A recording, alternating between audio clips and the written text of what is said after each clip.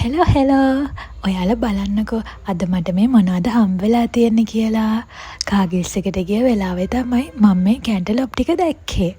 බලපු ගමන් වට්ටක්ක වර්ගයක් වගේ පෙනුනට මේක ඇවිල්ලා මෙලන් වර්ගයක්. ඉතින් කැන්ටලොප් වලින් හදපු ජූස් මම ඊට කලින් try කරලා තියෙනවා. ඒකේ මාරම රහක් තමයි තියෙන්නේ. ඉතින් කැන්ටලොප් ජූස් වලට සුදු බෝලේ හරිම ආස නිසා මං හිතුවා අද කැන්ටලොප් ජූස් එකක් හදන්න. මම කපපු කැන්ටලොප් බලවම්ම ගත්තේ ඒක හොඳටම ඉදිලා කියලා මට ෂුවර් නිසා. ඉතින් එන්නකෝ මාත් එක්ක ජූස් එකක් හදන්න. ගෙදර ගෙනාපු කැන්ටලොප් එක මම මේ විදිහට පැකින් අයින් කරලා අරගෙන මේ විදිහට ඇට ටිකත් අයින් කරගත්තා. ඊට පස්සේ හොඳට හොදලා අරගෙන කෑලි වලට කපාගෙන පොතු ටික සුද්ධ කරගත්තා. මතක ඇතුව මේ වෙලාවේ කොළ පාට ටික අයින් වෙන්නම අපි සුද්ධ කරගන්න ඕන. ඊටත් පස්සේ මම මේවා පොඩි පොඩි කෑලි වලට කපාගෙන බෝල් එකකට දාගත්තා. පේනව නේද සුදු බෝලෙත් ඇවිල්ලා හැම්හෙන් උදව් කරන හැටි.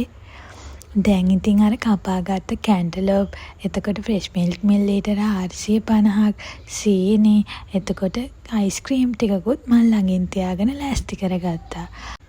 මුලින්ම කැන්ටලොප් ටික තමයි මම බ්ලෙන්ඩර් කප් එකට දාගත්තේ.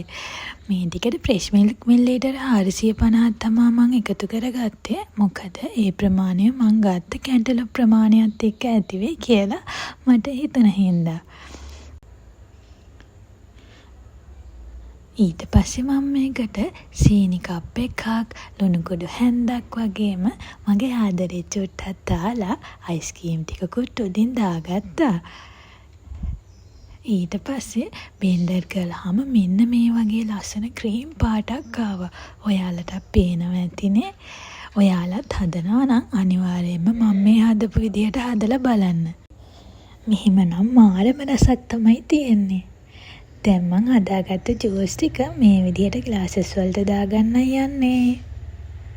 මේ එකක් සුදු බෝලෙට අනිත් එක නම් මට. අයිස් කැට ටිකකුත් මේ විදිහට උඩින් දාගත්තා. සුදු බෝලෙට නම් ටිකක් වැඩිපුර අයිස් කැට ටිකක් දැම්මා. දැන් මම ජූස් එක හදන් යනකම් හොරගල්ලා හොරන සුදු බෝලෙට මම මේ ජූස් එක දෙන්න තමයි යන්නේ. අපි බලමු යාගේ රියැක්ෂන් එක මොන වගේද කියලා. එයාට නම් ගොඩක්ම රහයිලු. ඔයාලා try කරලා බලන්නකෝ. අනිවාර්යයෙන්ම මේක නම් හරිම රස බීමක්.